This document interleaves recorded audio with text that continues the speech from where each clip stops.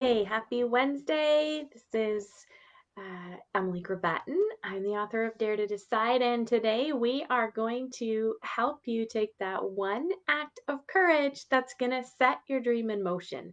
What do I mean by that? And how exciting would that be? What is the one thing that would move it in motion? Now, is anything that simple? Maybe.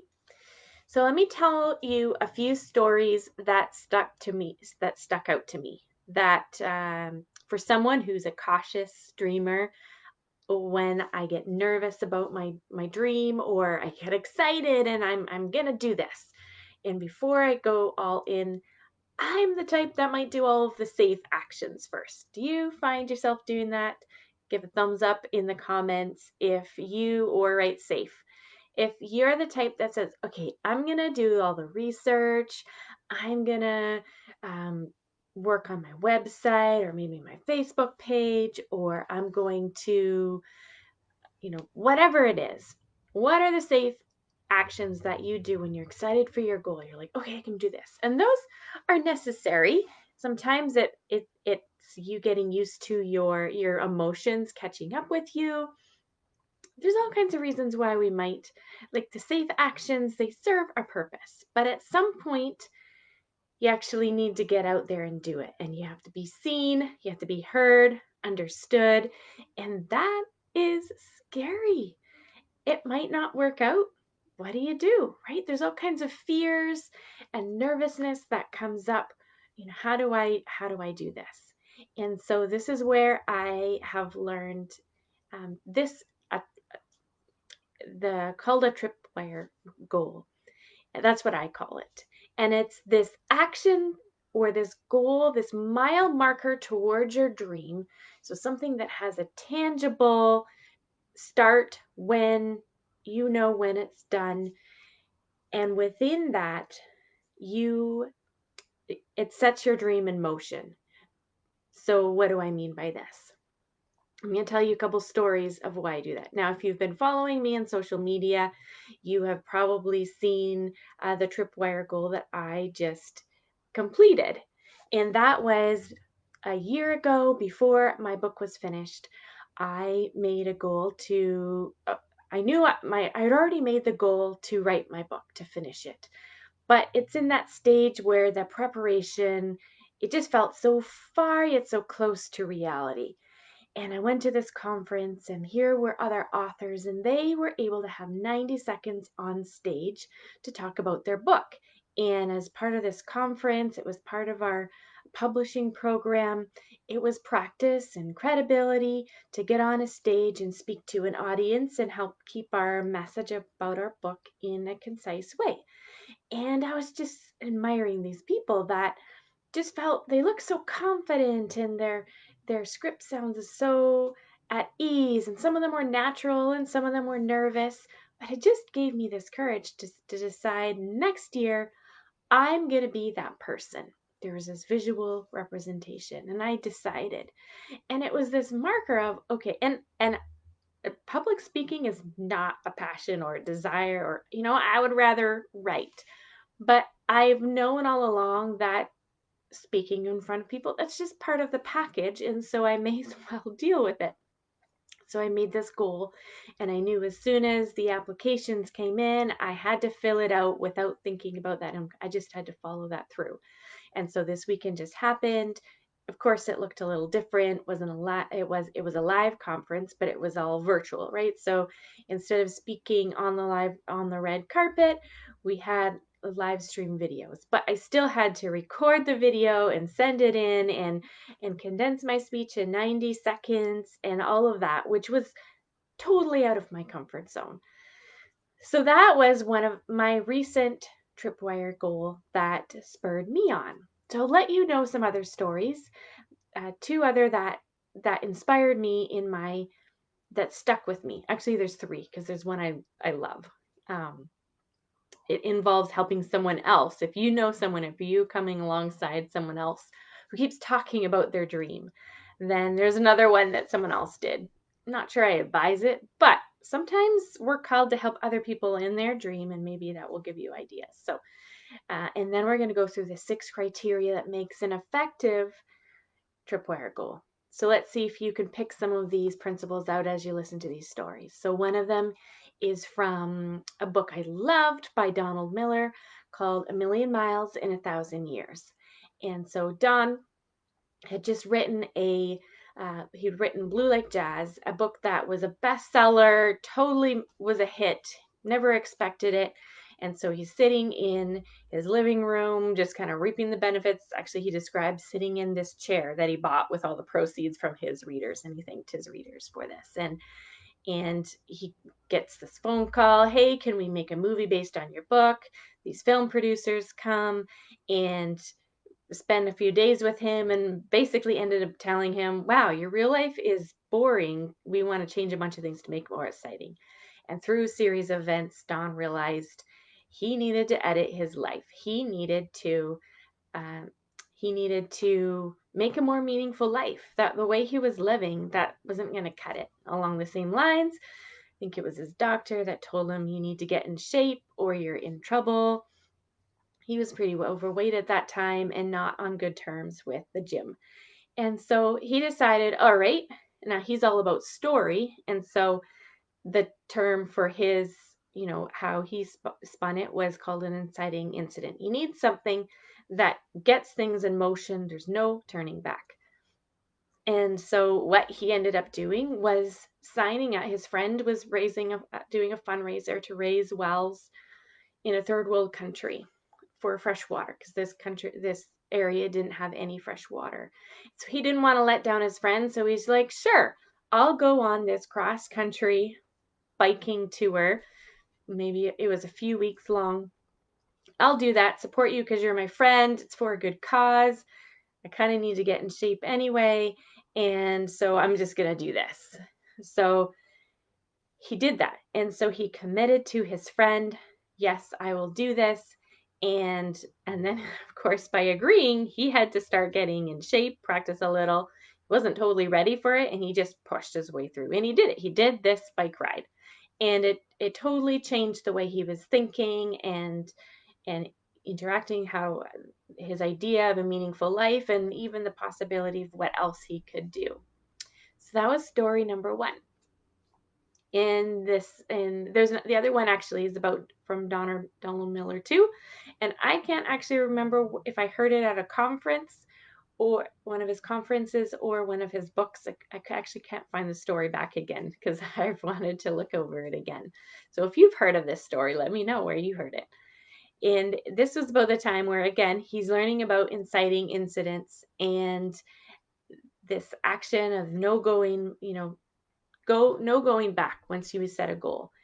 And so his friend was wanting to play music and kept talking about having his own open mic night, live night, playing the whole set, getting his music gig going, even, just talking about it at the pub one night. And finally, Don, or maybe it was somebody else, just got tired of him talking all the time. So they went to local pub who had, arranged a night for this guy to do a set, made up a bunch of posters, put them around town, and then told this musician, hey, guess what? This is the night you're going around. This is the night you're going live with your music. And all of a sudden, this guy had to hurry up and practice and get his set together and show up. And that was his inciting incident that someone else actually arranged for him so that it would put his dream in motion. And so that one always stuck with me as well. So if you've had anyone do that for you where they just realized you needed a little bit of butt kicking and they started saying, all right, hey, I just signed you up for this, let me know in the comments. I would love to know your story. Third story is from a guy named Tim Grahl. He's a book launch coach. He's written a few books, and I read his book Running Down a Dream a year or two ago, and I loved it. And it was his memoir and kind of self-help tips of how he took 10 years to push through this dream of what he wanted to do as an entrepreneur. And he crushes this whole, visual of, well, we do all this hard work and then we get there. He had to break it down and say, well, what did it take me? What are all of these speed bumps I went through? And at the beginning of his story, he was a procrastinator. He wasted a lot of time playing video games instead of doing the actual work that would make money and move it forward. And he had to uncover, like, what's holding me back. And he had to get really intentional about how is he spending his time, what actions would move him forward, and um, and one of those things that he was doing down the road. So there was a couple of stories in there, but what down the road, one thing he kept talking about is that he wanted to write a book, and so he kept procrastinating. And finally, he said, I've got to get this done. Like, I can't be on the other side of this dream until this is done. And I don't know, what is going to motivate me to get this done? Why am I feeling so blocked? And so instead of just looking at what he's all afraid of and exploring all of that, he just said, I just need something more powerful than my whatever's holding me back to move me forward. So he had this kind of adversary, this enemy who ripped him off, and he really did not like the guy. So he wrote this insincere apology to this guy, taking ownership for everything that went wrong in that situation, which was not true. Put it in an envelope, sealed it, wrote the address, stamped it, and then met up with his friend who was a good accountability partner, gave it to him and said, hey, by this date, if I don't give you my book manuscript, I want you to drop this in the mail. And he said he gave it to a friend who he knew would do that if he needed to. All of a sudden, stakes were high, and he knew he had to do this because something was on the line. So there's 4 stories, mine, 2 from Donald Miller, 1 from Tim Grahl, that are examples of a tripwire goal, a mile marker goal that set something in motion towards your dream as a whole. It's something tangible in the future. And so, did you recognize any of the principles in there that might make a tripwire goal? What could be a tripwire goal, or what would be in a goal that you could make to make your dream go forward? Where have you been stuck on? Where do you feel like you've been playing too safe, and God's been calling you and nudging you to go all in, to show up bravely or boldly or more wholeheartedly. And it's time, and you need someone to light the fire and get you going. So let me go through those 6 things. And so the first one, write in the comments there, impact. Number 1 is impact. It impacts someone, so they are affected if you bail. And for Donald Miller, this was his friend. It wasn't just the people. He knew that on a global scale, he would be letting down the people who didn't have fresh water in a third world country. But that wasn't what motivated him to his commitment. His commitment was he valued this friendship with his friend who was doing the fundraiser, and he didn't want to let her down. And so if he bailed on the bike ride, he would have a hard time facing up to her. So that's one. Number 2, you can write down that cost. It costs you something. So you're committed. And we say cost, and maybe that's a financial thing. And sometimes the higher investment you make, maybe in a course or a program, that stakes are higher, so you're more motivated to participate. Sometimes we see that with programs, with weight loss programs, where people realize I need to pay a lot of money for something, or I'm just not motivated to make any changes. But the cost doesn't have to be money. The cost can be that it's a sacrifice for you. Maybe it's a time. Maybe it is your ego. It's going to have to sacrifice your ego. Your ego is on the line, or your reputation is on the line if you don't do that. You've given someone your word, and if you let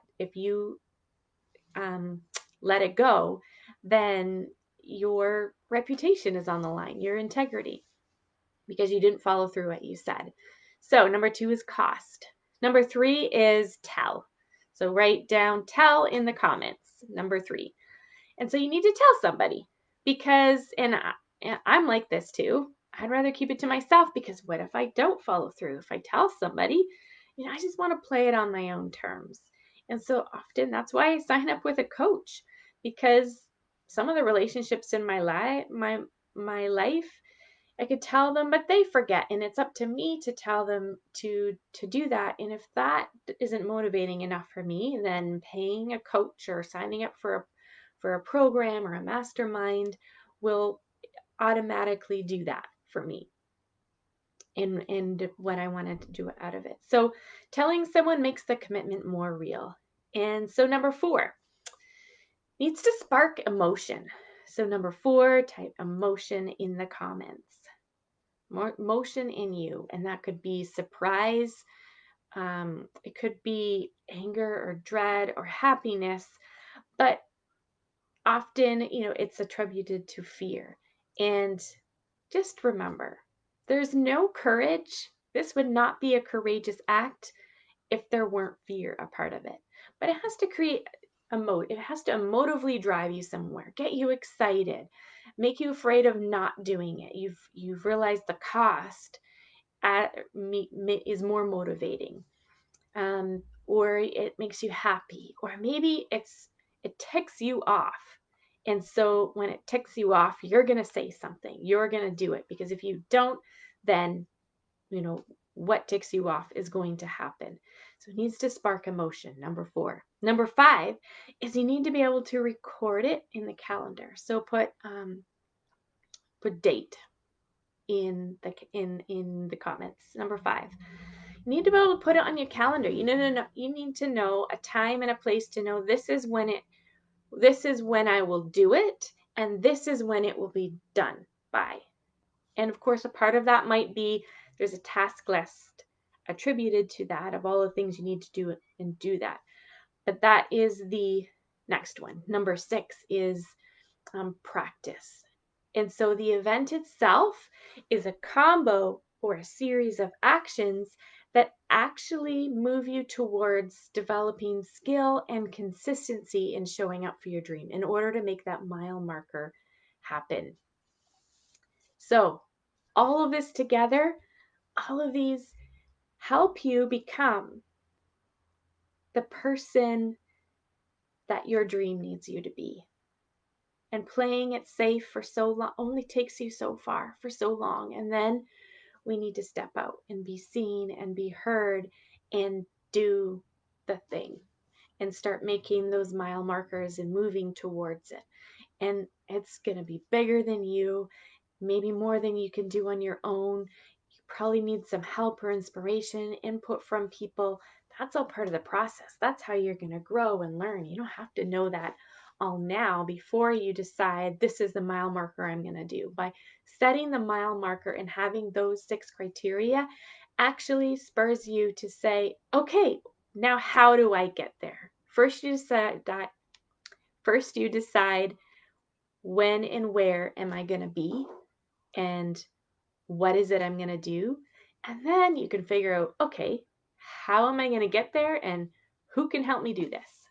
So those are my tips for creating an act of courage that sets your dream in motion. And I would love to know, what could your Tripwire goal be? And if you need help creating that, I would love to help you with that, because I know how amazing it will be when you know this is for real. You are all in. You are wholehearted about your dream. You're going to go for it. And this is going to light you up moving towards that. And so what is your goal? And if you need help with that, I would love to help you. Let's hop on a clarity call. 30 minutes. We can nail that down and map out if you need more help along the way because you're scared or excited or overwhelmed, then we can talk about what working together looks like. But first, let's nail down a Tripwire goal that feels good, that says, oh yeah, what would happen if I actually did that? So that is what I have to share with you today. I can't wait. I would love for you to let me know. How does that resonate to you? Have a great day. End my video.